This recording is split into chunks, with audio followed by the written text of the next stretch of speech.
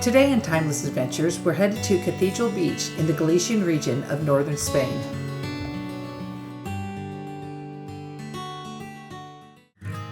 Cathedral Beach is approximately 11 miles from Foz. We took E70 East and got off on exit 526. As we headed north, we had gorgeous views of the Atlantic Ocean in the distance. Cathedral Beach was declared a national monument in 2005. This provided protection for its unique geological rock formation and natural arches.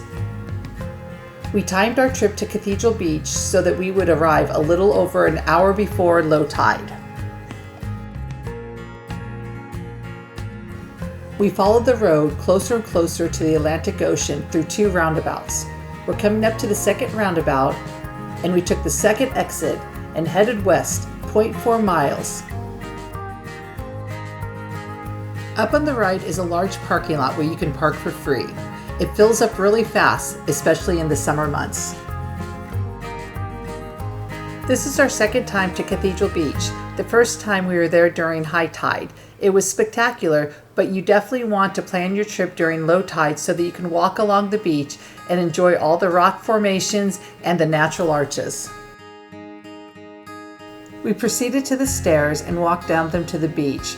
We arrived at a perfect time, a little over an hour before low tide.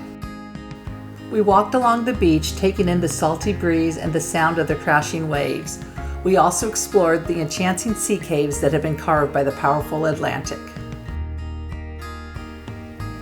After climbing over rocks, we discovered some of the most stunning views of this coastline.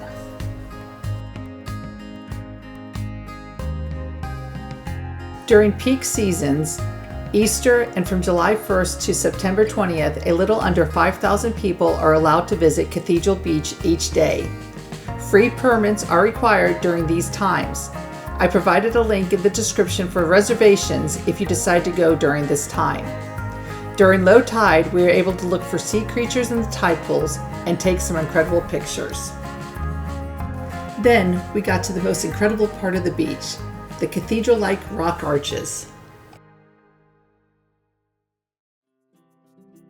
It was incredible to walk through the 90-foot rock arches. The beach was named because the rock arches resemble the vaults of a gothic cathedral. This dramatic landscape is often referred to as nature's cathedral. These structures are submerged at high tide, making timing of the visit critical.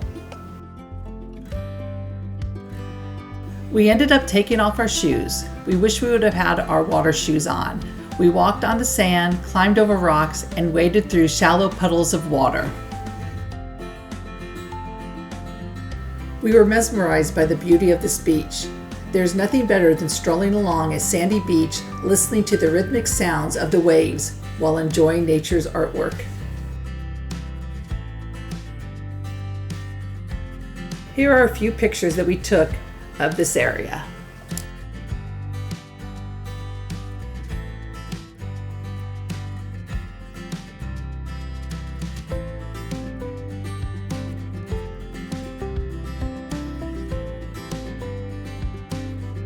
We walked west along the water's edge back towards the stairs.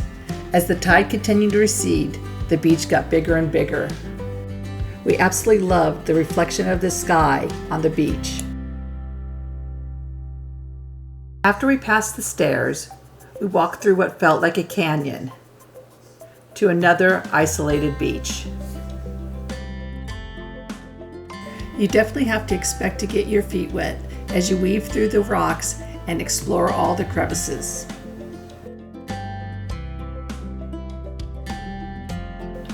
We spent about 2 hours exploring this area before heading up the stairs to the top of the cliffs.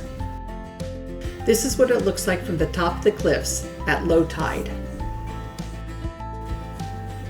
This is another day when the tide is quickly coming in. Many of the places we explore today are underwater or will be underwater as it nears high tide.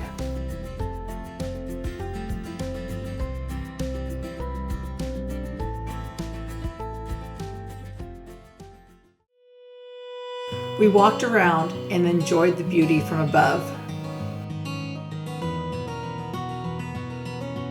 At the top of the cliffs, they have a store to buy snacks. We bought a sandwich, chips, and some water and sat at a table enjoying the view while we ate.